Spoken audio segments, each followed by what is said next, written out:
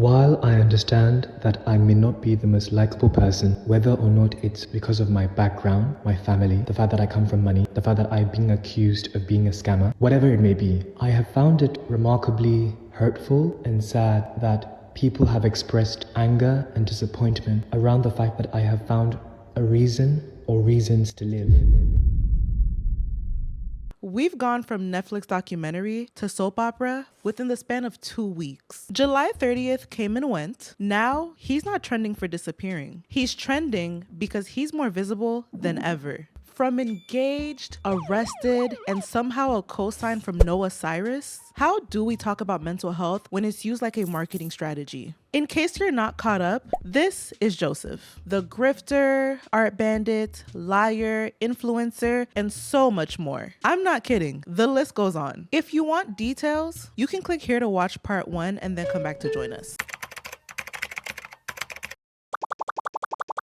But let's get straight into unpacking his new detention arc, because this man was detained for all of 10 hours and now he can't stop screaming, "Free him till it's backwards." On July 21st, Joseph shared a post with his followers informing them that he has been detained at the German border. And this was after he left the Netherlands to go visit his new fiance. And just off rip, a majority of people found it strange that he was claiming to have been detained but somehow had access to his phone and thus had the ability to share this update with his followers in what he was portraying to be in real time. And of course, in his victimhood fashion, he played into the confusion surrounding his phone access. He ended up sharing an update on his story in which he mentions, "I've been granted phone privileges and still being detained at the German border for the next few hours." He also made another post which was formatted as a letter to the infamous Emmanuel, in which he again touches on his phone access by stating, "I don't know how long I have my phone for as I am detained." Now let me ruin your immersion and bring us back to reality, because there are 3 things worth noting about the logistics of his detainment and phone access filler episode. For one, him being undocumented in the first place is the main reason why his pursuit for self-deletion was never true to begin with. But this detail is just as important in this new arc because he himself admitted that he knows the risk of traveling given his immigration status. And he even takes accountability for this, but that's only because it was a part of his plan all along. On his way back to the Netherlands after visiting his fiancée in Poland, he had to cross through the German-Polish border. He was then apprehended by German federal police, who identified that he had no valid visa or residence permit and no record of asylum registration in Germany. As a result, he was detained for irregular entry under German immigration law. And per standard procedure, he would have been fingerprinted and checked into the EU's Eurodac system, which would be the moment where the authorities would find an exact match, revealing that Joseph had either previously entered the EU via Poland or filed an asylum application at some earlier point, which is something he never disclosed. Per my research, because of this record, Germany would then initiate a take-back request to Poland under the Dublin III regulation, which Poland would have approved quickly, possibly because Joseph was caught directly at the border and not inland, which would have resulted in a Dublin transfer, which typically takes anywhere between a few weeks to months. Instead, this allowed Germany to transfer him back to Poland on a fast-track border readmission basis within the same day or early the next day. For 2, Joseph was held in a short-term transit facility where he was not considered a high-risk detainee. So it isn't impossible that he had access to his iPhone, which is how he was able to take pictures of the authorities, his designer belongings, and his prison cell, if you will. He described the situation as being caught in the crossfires of a border crackdown, despite saying himself that he knowingly crossed borders illegally. This is just another instance of him inflating details. For 3, even if these logistics surrounding his phone access were non-existent, given the way this man pathologically lies, it would be considered reasonable doubt to question if these updates were even being posted in real time. Once he was returned to Poland, he was indeed officially considered an undocumented migrant or illegal alien because he either either had abandoned his prior asylum claim or never completed the asylum process in Poland in the first place. So now he may either face administrative detention, be re-required to pursue asylum there, or face removal proceedings if they deem him ineligible to stay. But I'm sure he already factored in all of these possibilities, because let's not confuse his horrible lying skills with stupidity. He is highly intelligent. How else do you think he's managed to take advantage of over 500,000 people? Do you really think this man took the risk of being deported back to Ghana and having to pay the artists that he scammed, all in the name of love? He knew he'd be protected by his undisclosed status in Poland. All of these new developments are part of an elaborate yet desperate scheme to deflect from the commotion surrounding July 30th and the harmful message that he's putting out on social media. Another instance of deflection surrounding July 30th is an announcement he made just the day before, in which he shared that he has allegedly signed with a major production company to turn his Last Supper project into a documentary. This man will be the main character of the next biggest Netflix documentary. Interesting. This also doubles as an opportunity to highlight Joseph's obsession with the late chef and author Anthony Bourdain. Joseph constantly makes posts about Anthony's work, and when I looked into it, it appears that Joseph is trying to copy yet another person's story. Take a moment to look up Anthony Bourdain and let me know if you notice it too. But let's move on to his newfound reason to live, his fiance, Alex. If you recall the part 1 video I made not too long ago, this was originally his Instagram bio, in which he unironically claimed to not be a good person. This bio was an accessory to the self-deletion grift. Now that that script has been archived, he rebranded his bio to better fit his current identity as an engaged, treatment-resistant bipolar, writer, and you can't forget, illegal alien. Now, his Instagram page is no longer a scrapbook of his own demise. It's now a scrapbook to his fiancée. Alexandre, who goes by the name of Zai, is a 29-year-old autistic man from France who is currently traveling through Europe. Now, believe it or not, the information I'm about to share with you comes directly from Alex himself, as he was discovered and confirmed in the Okuntakinte subreddit. He then agreed to participate in an AMA in which the members of the subreddit could openly pick his brain. You're probably wondering, how could Joseph be okay with his fiancée conversing with the same people he refers to as haters and cyberbullies for calling out his BS? Well, according to Alex himself, at this current moment of me filming this video, Joseph has no clue that his own fiancé is engaging with the very same community he loathes and constantly shades. Reminder that this is fiancé number 4, and that in itself wouldn't be the issue here. The issue is that upon announcing his engagement, he did so by posting a letter that he frames to be addressed to his mother. He speaks about Alex and their love, as well as details about his medical condition that feel very boundary crossing, as he included photos that aren't even on Alex's Instagram. Like, this could have been a direct email. Why are you adding the rest of us to the group chat? The part that struck out the most to me was when he said, "There's definitely a darkness that bonds us." His first brush with self-deletion ideation was at 11. Is it just me, or does this not sound like textbook trauma bonding?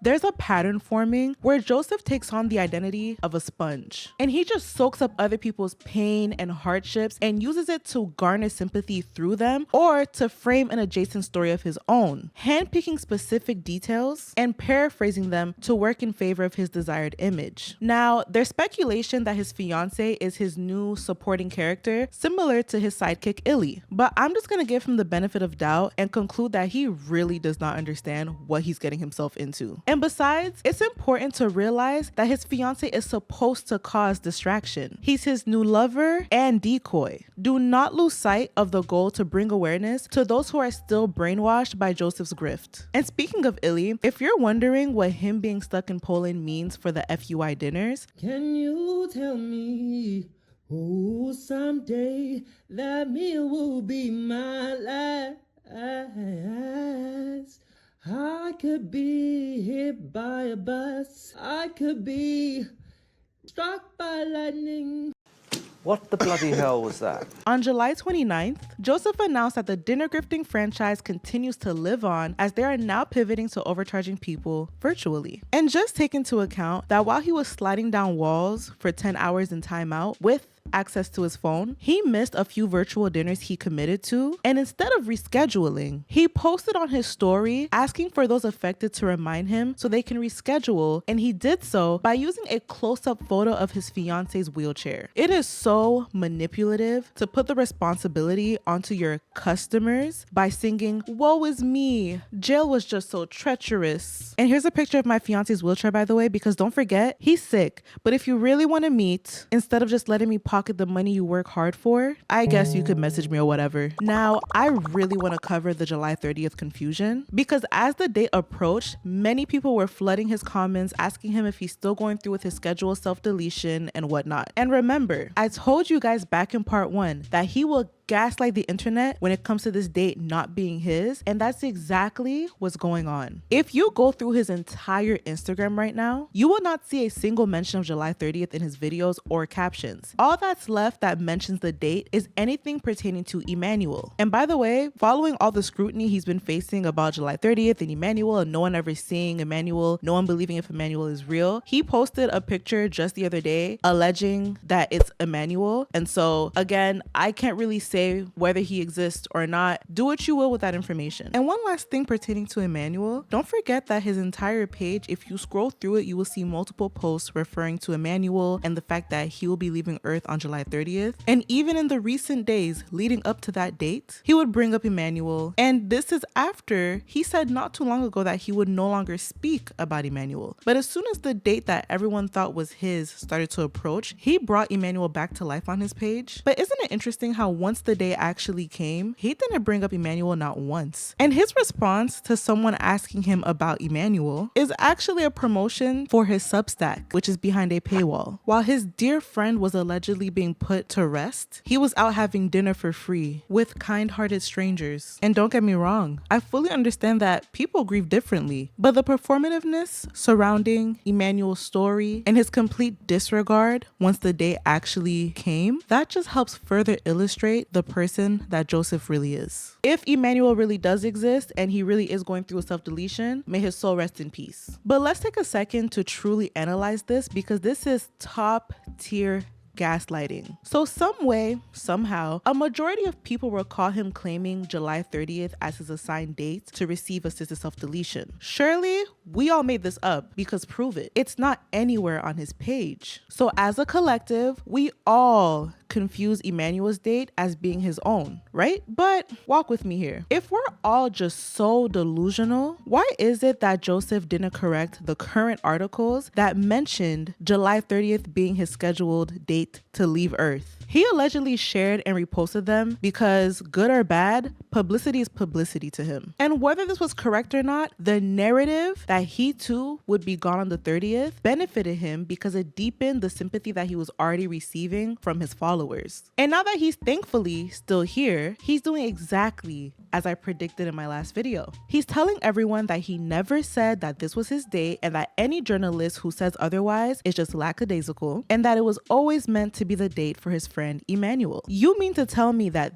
this many people, including publications who have gone so long without being corrected, we all imagine this very key detail in Joseph's narrative? And if he never said this date, why was he clearly panicking and spamming all of these new narratives as the date approached? What do you need to cause a distraction for if you never said that was your date? Or at least entertain the possible misconception of it being your date? Listen, questioning yourself and sense of memory and reality is the result of textbook gaslighting. He is now sensationalizing his engagement as what saved his life, his new reason to live. And he's all of a sudden preaching about the treatment that helped him with his treatment-resistant bipolar disorder, which is EMDR, or eye movement desensitization and reprocessing, is a psychotherapy approach designed to help individuals recover from trauma and other distressing life experiences. It's a structured therapy that uses bilateral stimulation, often eye movements, to help process traumatic memories and reduce their emotional impact. Which, by the way, just to further debunk him starting the assisted self-deletion process in the Netherlands, EMDR would have had to have been part of a list of exhaustive exhausted treatment options before any medical professional could have ever entertained the conversation of assisted self-deletion. Let me shift your focus to why this new live, laugh, love song he's singing is dangerous. He has vulnerable people on this roller coaster that they don't realize they signed up for. For months, he chose to romanticize self-deletion ideations to his like-minded, vulnerable followers, and out of nowhere, pulls the rug from underneath them and essentially says, "Alright, y'all be safe out here. I'm in love now, so I'm out."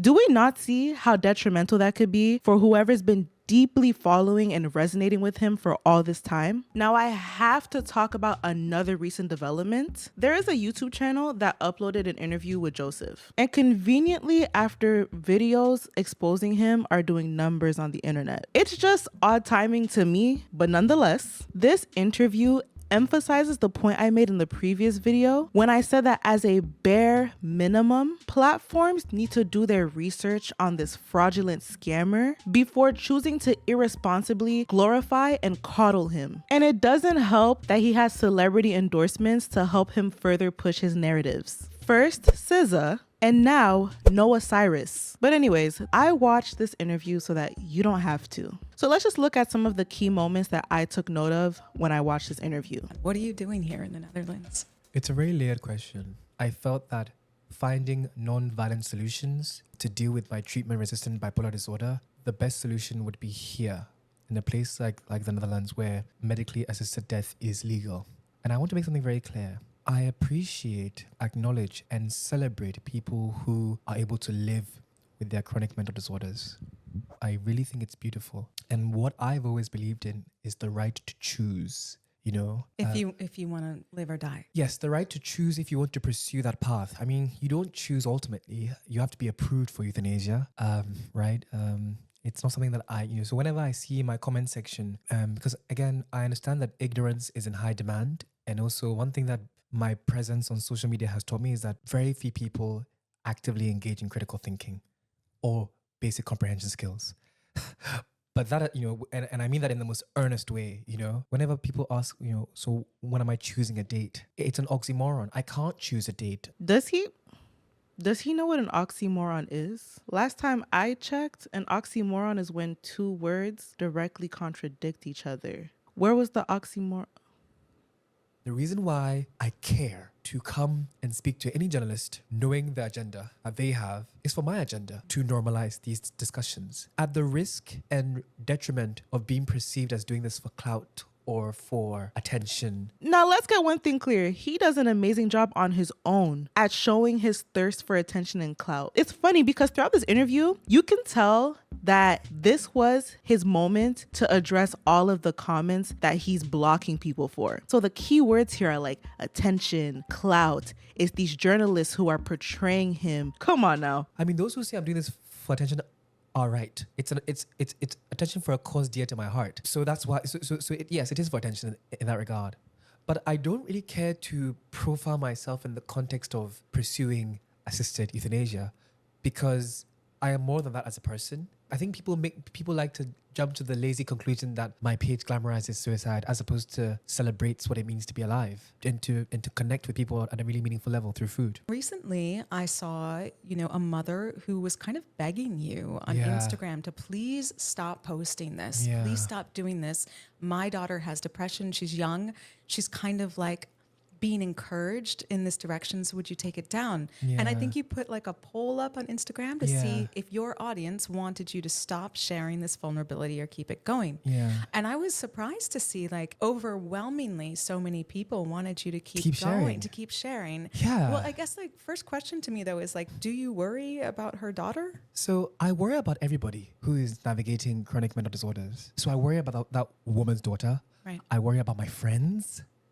I worry about strangers who tell me about wanting to know about my process, or which I never respond because I'm doing this, every time a journalist asks me in a pre-interview that, so, Joseph, so what are the stages? What are the stages? Like, I love your journalist voice, by the way. Did you notice that moment of self-righteousness where he was just like, yeah, yes, a lot of people agree that I should keep going. Yep. So I did, because duh. The interviewer literally asked him, do you ever worry about this woman's daughter? He quickly glosses over it and just waters down the entire story and adds it to a pile of other things that she did not ask him about. He goes on to say, yeah, I worry about her daughter. I worry about my friends. I worry about Billy across the street. I worry about Keisha down the hall. That's not what was asked of you. Choosing to be vulnerable and being put in a position where I almost feel cornered, it does sometimes make me wonder if talking about it is doing me more of a disservice than is helping normalize these discussions. The fact that his thought process is whether him romanticizing self-deletion is doing him more of a disservice than good, and not the 500,000 plus followers a disservice. He's so self-absorbed. This is Joseph's world and we're just living in it. The thing that I've seen most in my comment section by men, women as well, also lots of black women as well. Even though black women have also been the most compassionate and beautiful and kind to me in this process. But two things can be true at the same time. It's a vibe. It's a vibe? What the hell is a vibe about that? Yo, this man... I find it random that he felt the need to highlight the fact that a lot of black women, it's funny because it's almost like a backhanded compliment, right? He chose to randomly and unnecessarily highlight how black women are part of some of the people who critique him the most in his comments. But then at the same time, they're also some of the most compassionate people who have coddled him, just like this interviewer is doing to him right now in this video. If you are coddling him, you are the type of black woman that he likes. But if you are calling out his BS and holding him accountable, you're a villain. Or a real person, and to see a real person talking about dying, that's, even though it's on social media, seems more graspable than a fictional character in an... Look at him, he's like, yeah, yep, you get it. I got you right where I want you. Ooh. This interview is actually scary to watch. I'm not even gonna lie. You know, Ghana has a legal system which works. Everyone knows the family I come from in Ghana. It's not a secret. It's very Googleable. Also, probably indiscreet to say, but the political party in power now, my family also has ties to. My uncle belongs to that political party. So I would be, if I played a straight man in Ghana or was remarkably closeted and remained in the closet, I would have a very comfortable life. How did we get here? She asked him about all of the artists that he scammed. And instead of just straight up answering the question, it's a very direct question. Instead of saying, no, I did not scam these artists, or yes, I did, sue me. Instead of just directly answering the question, he decides to run around in circles and say, well, you know, Ghana has this legal system that works. I have lawyers because, you know, I come from a rich family. And yeah, but you know, if I was a straight man, I'd be living my best life in Ghana right now. Like, now that I really think about, that wasn't the question, Joseph. He's so good at serving the freshest word salad you will ever have in your life. There's been a plethora of manipulation tactics throughout this interview. His manipulation magic was just working wonders on her. It is insane. From the deflection to the reframing to the guilt tripping to using victimhood as a shield to his strategic vagueness. This interview was a chess piece for him. Escaping that comfort or leaving that comfort. You're saying like you don't need the money. You don't need to owe anyone money. I don't need to do that if it was about money. And I don't like, two things can be true at the same time. I'm gonna leave it to the legal system to come up with the truth because I have a lawyer who's working on clearing my name. But I'm pretty confident that it will find that it's entirely fabricated and that at the same time, I welcome doubt. I welcome skepticism almost, right? I welcome doubt, critique, skepticism. I welcome shame, but I no longer serve those masters. I'm fallible in many ways as a person. Let me translate the Joseph word salad. He essentially said, you can call me out for being a scammer. You can call me out for being a liar. But to be honest, that's above me because my Instagram is still popping and yours isn't. So like, this was just a fancy, exhausted way to say that he's unapologetic. He doesn't care. I think it would be pretty disgusting and unnecessary if anybody would use chronic mental disorders as a route to make money. So, but just like categorically speaking, like you're saying this is just not true. Yeah, it's not. And I think I'm going to end it there because in case you didn't notice, you do realize that he never directly answered the initial question, which was, what do you say regarding the allegations of you being an art bandit. To be honest, this interview really puts into perspective all of the people who are still stuck believing whatever this man sells them, because he has their hearts in the palm of his hands and he's just manipulating them like they're Play-Doh. If you really think about it, it's kind of scary because when he does this, it gives him these cult leader attributes. Think about how if you go into his comments right now and call him out on all of his grift before you get violently blocked, your comment will be left for just a little bit, just enough so that a couple of people can go ahead and attack you and call you a horrible person because how dare you question Joseph? Do you not know that he's bipolar? And once there's enough people condemning you and making you feel like you're just this horrible person, then he violently blocks you. The signs of cult leaders usually show patterns of isolation, control, and exploiting followers. They usually discourage critical thinking and they promote this us versus them mentality. So anyone who questions Joseph's intentions, you're against the whole congregation and you are then shamed and then exiled from his platform. Now, Joseph, since I know that you watched my last video, let me be direct with this message. You show no remorse for the fact that your false promotion of self-deletion may have influenced many people, giving them the encouragement they needed for that final push to self-delete, just for all of this to be a facade. So let me make this crystal clear. No one who has called you out, whether that be in the Reddit, on YouTube, or on TikTok, was ever hoping that you will go through with your self-deletion. That is such an obtuse and careless conclusion to feed to your audience. The issue in itself isn't whether you decided to go through with it. It's the harm you've caused to your fans, to social media, and to other people who are struggling with mental health issues. The whole "I'm also human, I'm not a good person" rationale is not an excuse to exploit your followers. So stop pretending like you're some clueless airhead and aren't fully aware of this. It's tired. Give it a rest. Maybe try some accountability for a change. I know that might be a big word for Elmo, but sound it out. And unfortunately, no matter how much more theatrical his narrative becomes, there is still going to be people babysitting his chaos in the comments. At the end of the day, trauma and mental illness is very real. But it is not a fast lane ticket to fame. It can be a burden, but it is not a brand. And treating it like a marketing tool only proves your lack of empathy.